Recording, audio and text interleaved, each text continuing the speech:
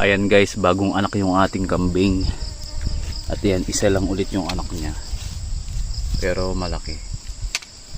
Yan, ang cute ng kulay niya. Yan, dede siya guys. So yung anak niya babae. Yan, meron na tayong bagong inahin. Yan, kakaanak-anak niya lang guys. Ito yung inahin niya. Yan, laki ng anak niya. So ito'y palahi ng ating torong itim. Ayan, malaki siya guys. Ayan, may bago tayong inahing kambing. Ayan, babae nga siya.